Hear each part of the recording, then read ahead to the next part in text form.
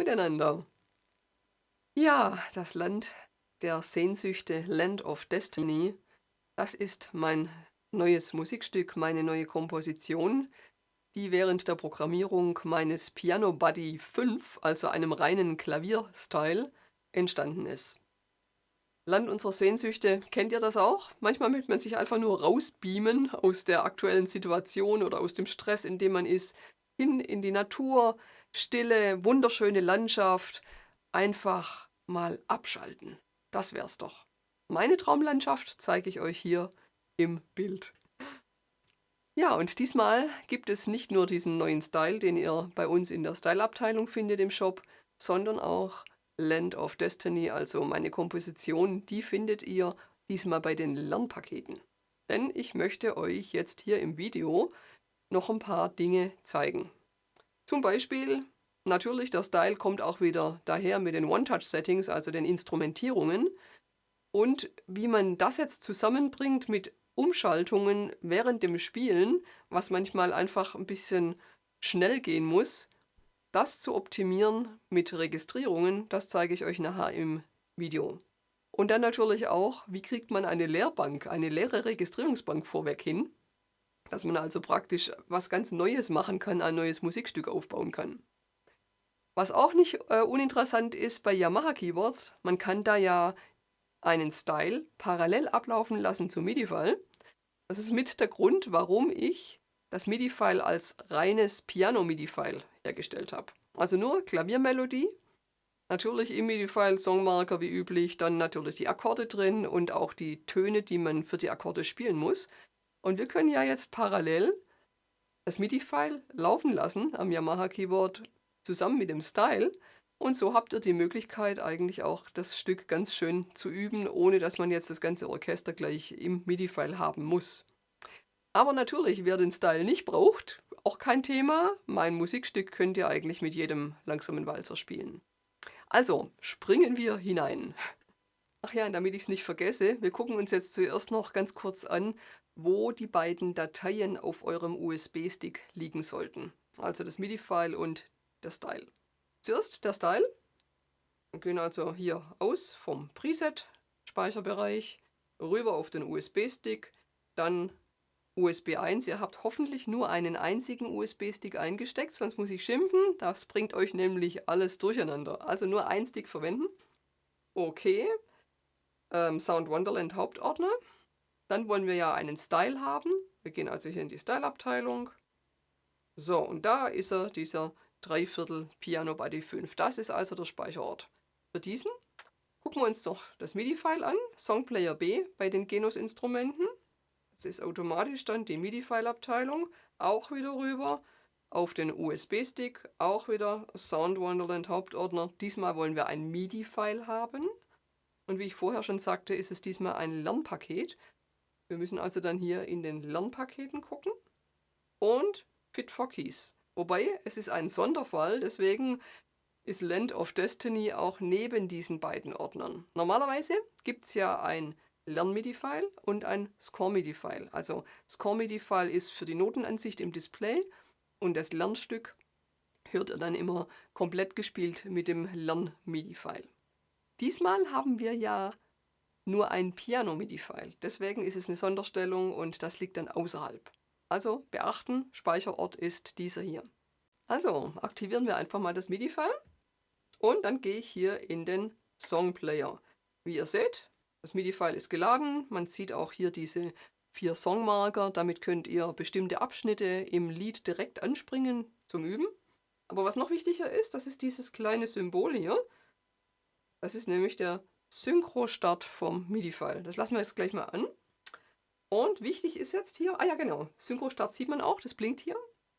Wichtig ist jetzt, ACMP-Taste einschalten. In dem Moment, wo ich jetzt beim Style die Start-Taste drücke, hört ihr beide zusammen. Also MIDI-File und Style. Und natürlich den Style, den kann man dann auch hier in den Variationen ändern, wie ihr Lust habt. Okay, wir machen mal Start. Natürlich habt ihr auch dann hier die Notenansicht. Es geht also alles wunderbar. Und wenn man in die Channel On-Off-Funktion reingeht, kann man sowohl die Melodie wegschalten, als auch den Style. Ups.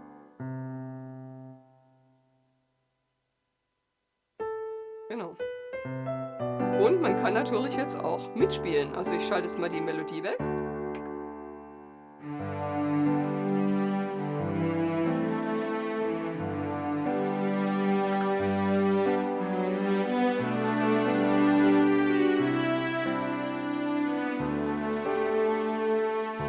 Ist das nicht faszinierend? Ich finde das irre, dass das gleichzeitig geht. Also, Yamaha, da habt ihr wirklich was Gutes gemacht. Und jetzt bereiten wir uns mal vor, dass wir dieses Lied möglichst bequem spielen können. Mit möglichst wenig Umschaltaufwand später. Wir gehen also zuerst mal in die Registrierungsabteilung und zwar mit diesen beiden Registbank Select Tasten, die ihr eigentlich bei jedem Yamaha Keyboard findet, links von den Registrierungen. Beide zusammen drücken. Aha, da war ich noch im Style Finder drin.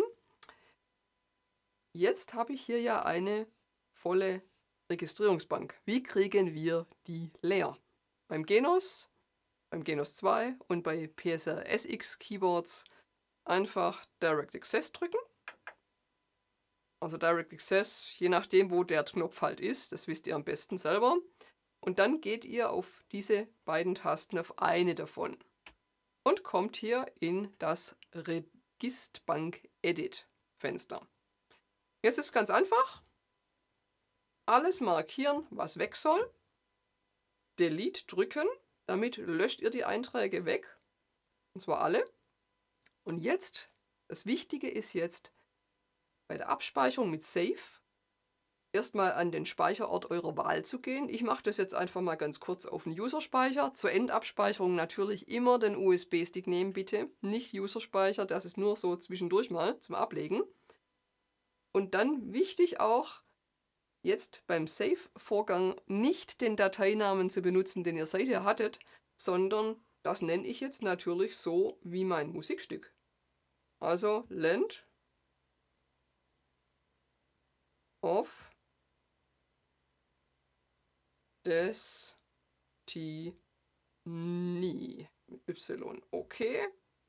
So, das ist auch die Gewährleistung, dass ihr nicht aus Versehen was überschreibt, was ihr seither hattet. Also immer neue Namen geben.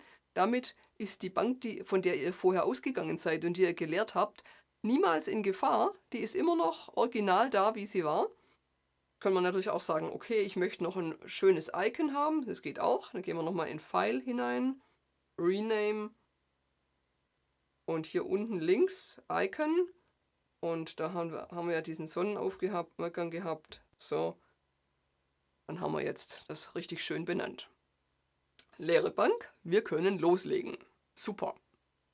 Jetzt haben wir ja gerade unser Icon geändert hier und deshalb sollten wir jetzt die Bank nochmal antippen, damit die auch aktiv ist. Dass wir also die richtige haben mit dem richtigen Icon nachher. Gut, jetzt fangen wir an, unsere Bank zu befüllen und wir starten mit den wichtigsten Einstellungen, die wir für alle unsere Registrierungen dann brauchen. Das wäre einmal, wenn ihr Direct Access drückt und den ACMP-Knopf. Das wäre einmal die Einstellung für die Splitpunkte.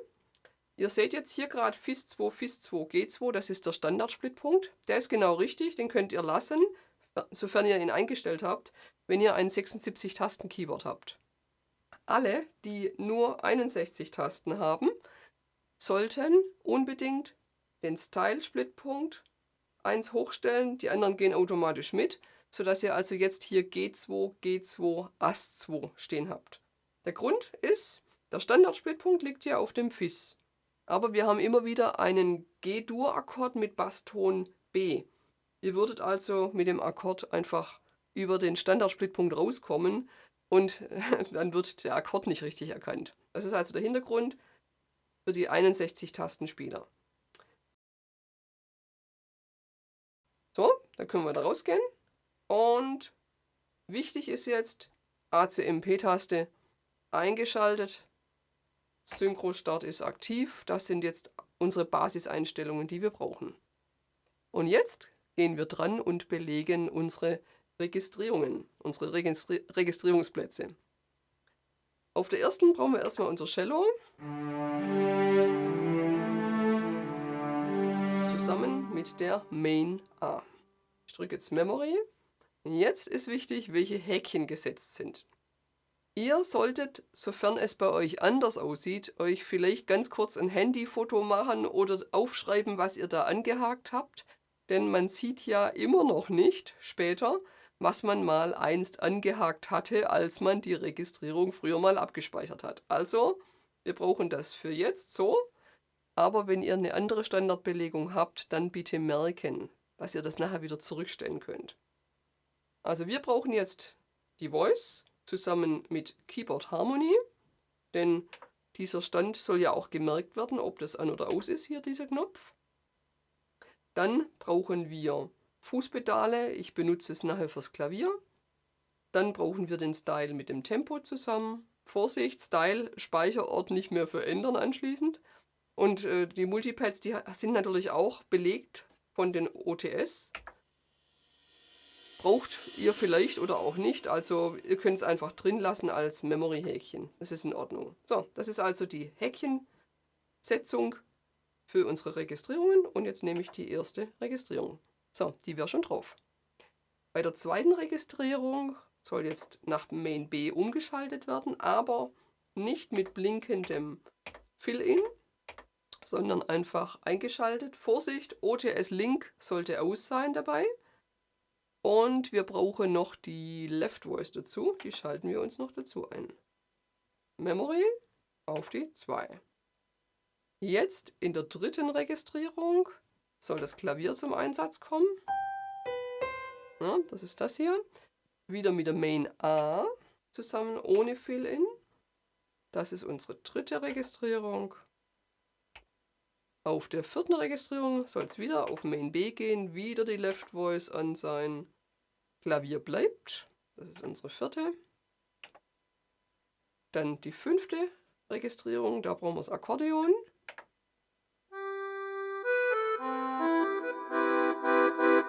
Ja, unser Akkordeon zusammen mit Main C, auch wieder ohne Fill-In.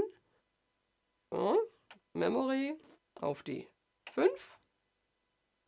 Auf das 6 brauchen wir wieder unser Cello. Und zwar mit der Main D zusammen, auch wieder ohne Fill-In. Das ist ganz hilfreich, wenn man sich da vorher ein paar Notizen gemacht hat. Auf der 7 brauchen wir jetzt lediglich noch die Left Voice dazu. Main D bleibt. Synchro-Start ist aktiv, das ist wunderbar. Und auf der 8 holen wir uns lediglich noch das Ending 3 und machen uns das drauf. So, schon belegt, so schnell geht das. Erspart uns nachher ganz schön viel Schalterei während dem Spielen. Und jetzt kommt es an die Abspeicherung. Man kann entweder beide Registrierungsknöpfe zusammendrücken, dann kommt ihr immer wieder auf diese Seite, oder ihr geht jetzt da oben auf File, also Datei auf Englisch. File ist Datei auf Englisch. Dann wollen wir es ja abspeichern, also Save. Save hier, wir wollen es am gleichen Ort abspeichern, sonst müsste man woanders hingehen, wenn man es woanders abspeichern wollte. Wir wollen auch den Namen beibehalten, das heißt, Namen beibehalten, gleiche Datei wird überschrieben mit den neuen Einträgen. Okay, ja, existiert bereits, wir wollen es überschreiben, ja. Wunderbar.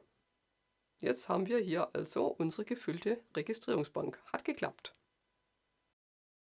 Ja, und jetzt erzähle ich euch noch ein bisschen was über das Musikstück selber. Also gibt es so ein paar Sachen, die man beachten muss, Fingersätze und so weiter. Ich nehme euch einfach mal mit. Wir fangen gleich an mit der ersten Registrierung, wo unser Cello drauf sitzt. Und ich spiele einfach mal los die rechte Hand.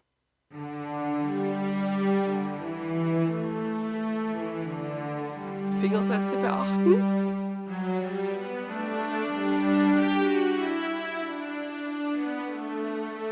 Haha, das war jetzt ein bisschen schnell, gell? Ist euch was aufgefallen?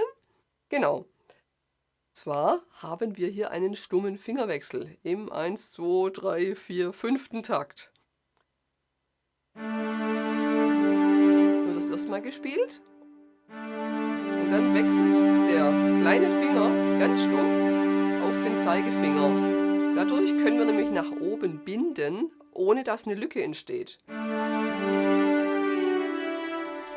Ihr müsst euch das so vorstellen, wie die Violinspieler alle so ihren Schwung drauf haben und so eine Spannungskurve machen und die reißt dadurch nicht ab. Also man könnte es auch anders spielen. Klingt härter oder sowas.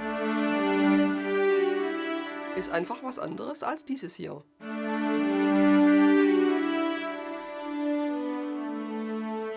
Ja, man muss sich immer das originale Instrument vorstellen.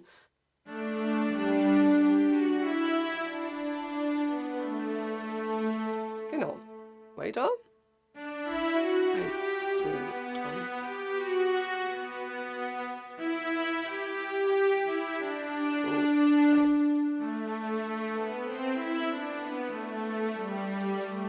3. Immer wieder aufpassen mit den Fingersätzen. Nochmal von vorne.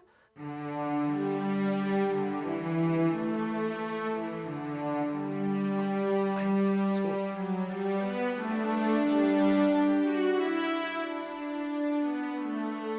Drei. Jetzt geht es gleich in die zweite Klammer.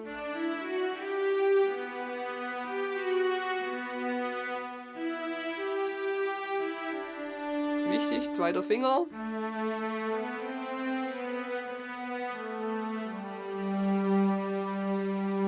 Ist also nicht besonders schwierig, bis auf diesen einen Fingerwechsel.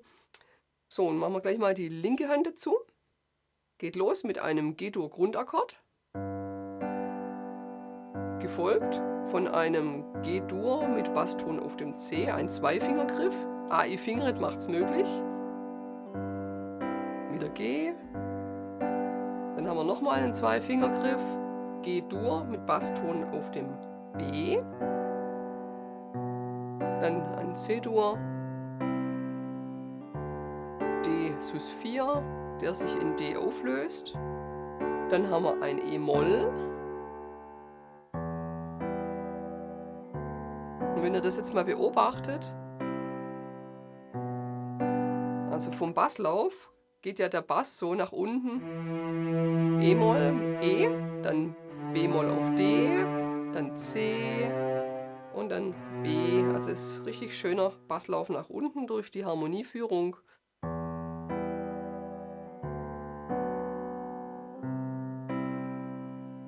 Dann C6, also C-Dur mit dem Sechsten zusammen.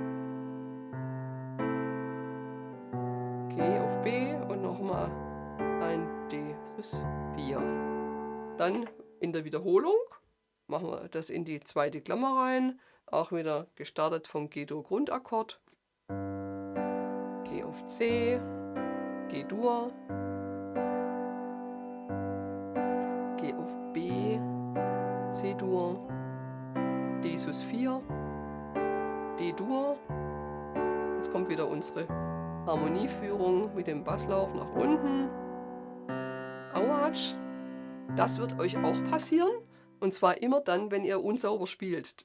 Diese Piano-Styles haben eine Eigenart, die sind empfindlicher als normale Styles auf so einen leichten Versatz, wenn man den Akkord drückt. Also sie sind sehr schön zum Erziehen. Und mir passiert das auch, also nicht nur euch, sondern es ist einfach in der Sache, lässt sich nicht ändern. Ist keine Programmierungsgeschichte, sondern ist einfach so, muss man hinnehmen.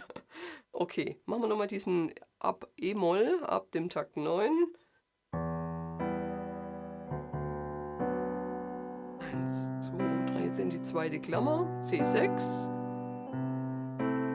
G auf D. Genau. So, die ersten 20 Takte haben wir schon. Machen wir es mal zusammen mit beiden Händen.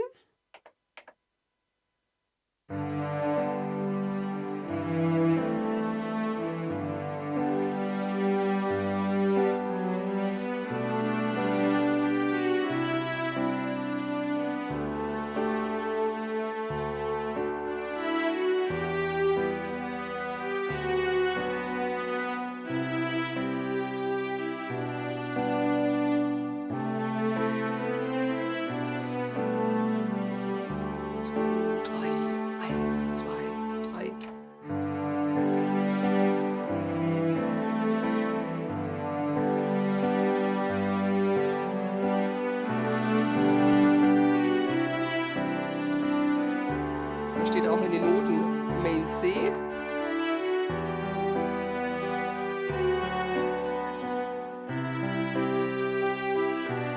Fingersatz beachten.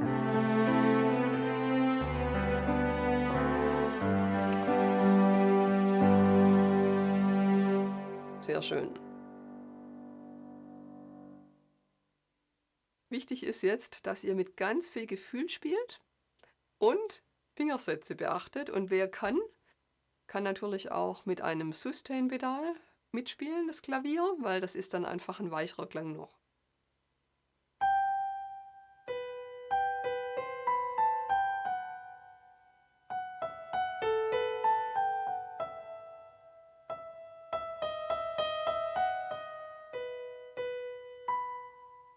Ich mach's nochmal.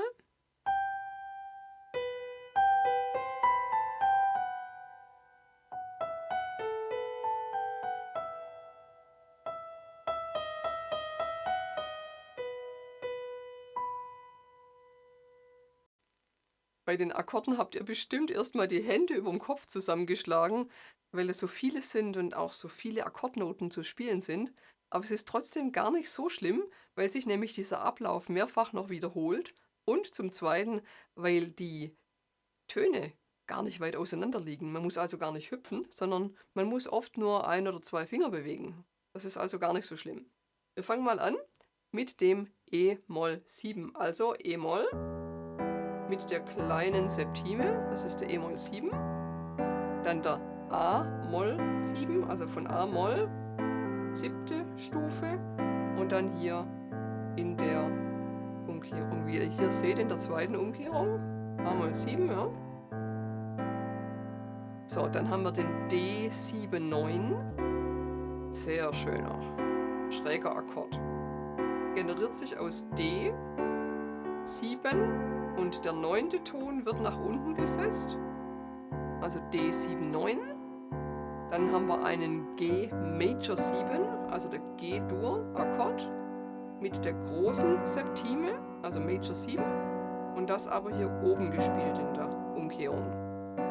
Dann haben wir ein C Major 7, also auch wieder ein C mit der großen Septime. Dann ein Cis-0, wird auch Cis-Dim 7 oft geschrieben. Dann haben wir noch ein B und ein B7. So, und jetzt machen wir das Ganze im Ablauf nacheinander. E-Moll 7, A-Moll 7. Oh, ich muss schöner spielen. Ihr merkt, dass ich das gar nicht sauber spiele, wenn ich mich aufs Sprechen konzentriere. Also ich spreche jetzt mal nicht und versuche es sauber zu spielen.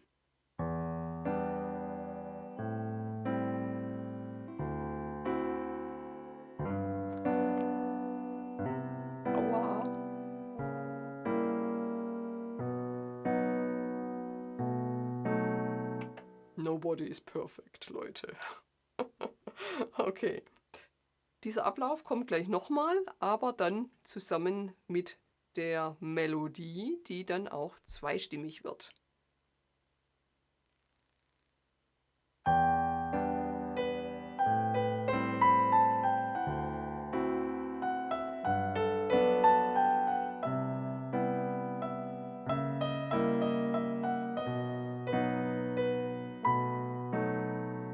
Aber die rechte Hand, die geht jetzt anders weiter und die gucken wir uns jetzt nochmal genauer an. Jetzt wird es nämlich kniffliger, zweistimmiges Spiel.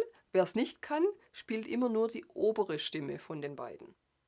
Hier ist es ganz wichtig, dass man möglichst exakt spielt jetzt, also beide Finger gleichzeitig und natürlich auch wieder Fingersätze, sonst kommt ihr nicht in die richtigen Positionen. Geht los mit Daumen und Mittelfinger.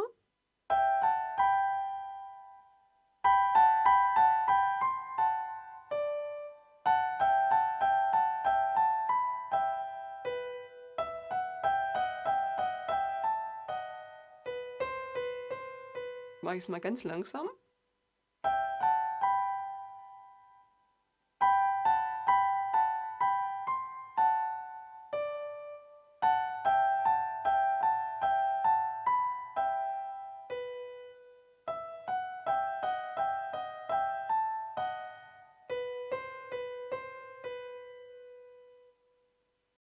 Und wie schon gesagt, ist es jetzt nochmal der gleiche Ablauf von den Akkorden wie vorher. Also.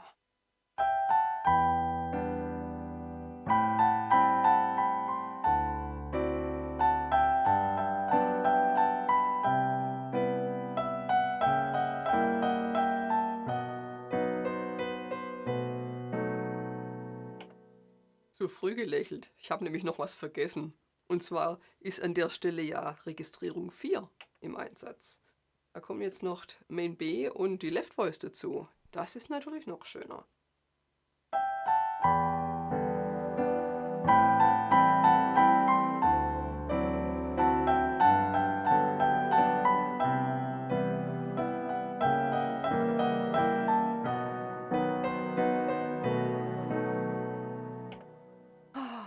Schön. Kommen wir zum letzten Abschnitt unseres Lieds. Mit der Registrierung 5 wird jetzt das Akkordeon aufgerufen und wir fangen an mit dem Mittelfinger. 3, 1, 2.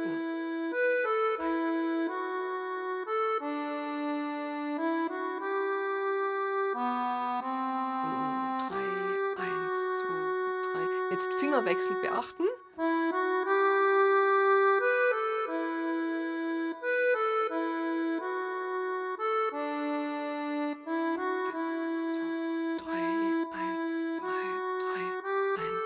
Sonst kommen wir nämlich da nicht hoch.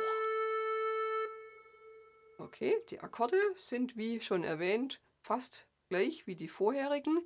Allerdings haben wir in Takt 43 und 44 noch ein B Sus 4, welches sich dann in ein B-Dur auflöst.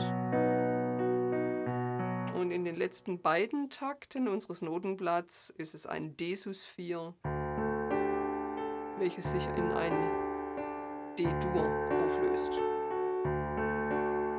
Okay, probieren wir es mit beiden Händen. Jetzt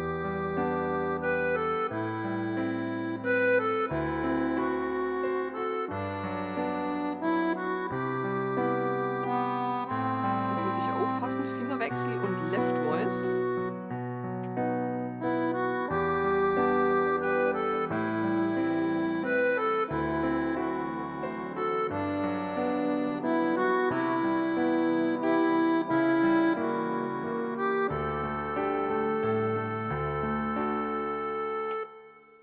Unser Stück geht jetzt nochmal von vorne los, und zwar mit den Angaben in Rot.